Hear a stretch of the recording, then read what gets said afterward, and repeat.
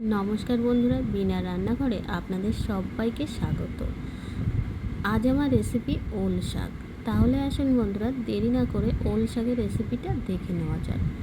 ওল শাকের রেসিপি বানানোর জন্য এখানে ওল শাকের মাছ পাতাগুলো নিয়ে নিয়েছি বন্ধুরা, যেটা আমি আগে ফেলে দিতাম, এখন কিন্তু আমি ফেলি না। এখন এইভাবে ওল শাকের শাকের রেসিপিগুলো আমি করে নিই, এর বড়াও খাওয়া যায়। আজকে আমি ওল শাকের এই পাতাগুলো কুচিয়ে ভাজা করব। দেখুন, এই কাজটা কিন্তু বটি দিয়েও করা যায়, আমি ছুরি দিয়ে এইভাবে কেটে নিচ্ছি।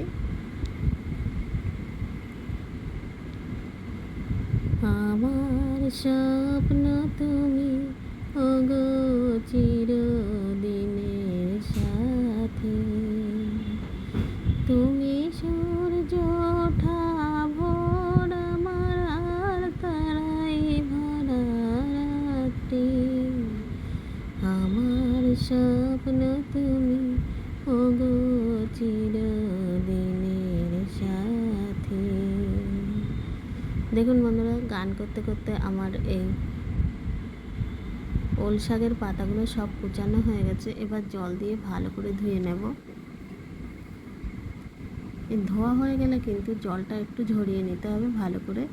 তারপরে চলে যাব গ্যাসের ওভেনে।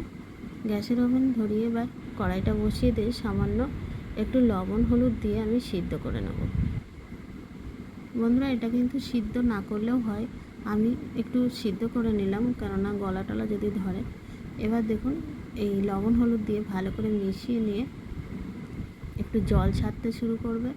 আমি এবার মিশিয়ে 5 মিনিটের জন্য ঢাকা দিয়ে রাখব। 5 মিনিট পরে আবার ফিরে আসলাম। দেখুন, জল ছাড়তে শুরু করেছে, এবার সিদ্ধটাও হয়ে গেছে। এবার যে জলটা আছে সেটা আমি জলটা ভালো করে ঝরিয়ে নেব। এবার কড়াইতে সামান্য তেল দিয়ে দিলাম। তেলটা গরম হয়ে গেছে। একটা শুকনো লঙ্কা, 1 চামচ কালো জিরে দিয়ে দেবো। দেখুন, জিরেটা ভাজা হয়ে গেছে। এবার আমি এখানে একটা মিডিয়াম সাইজের পেঁয়াজ, একটা কাঁচা লঙ্কা আর কয়েকটা রসুন কুচি, লবণ দিলাম পরিমাণ মতো। এবার 1 চামচ হলুদ দিয়ে ভালো করে পেঁয়াজ রসুনটাকে ভালো করে ফ্রাই করে নিতে হবে। এদিকে আমার ওল যে শাকটা ভালো করে জলটা ঝরে গেছে।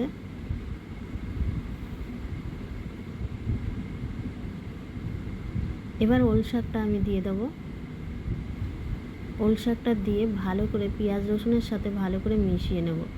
বন্ধুরা, এই রেসিপিটা বাড়িতে একবার হলেও বানিয়ে খাবেন, এত সুন্দর টেস্টি হয়েছে, তা না খেলে আপনারা বুঝবেন না।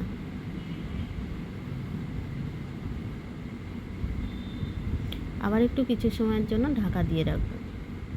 আবার ফিরে আসছি। দেখুন,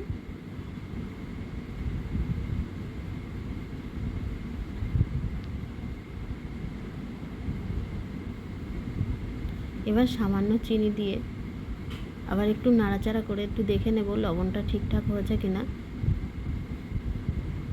দেখুন, একদম নরম হয়ে এসেছে, রেসিপিটা প্রায় শেষের পথে। এবার তুলে নিচ্ছি একটা প্লেটের মধ্যে। এবার গরম গরম ভাতের সাথে পরিবেশন করো, দারুণ লাগবে খেতে।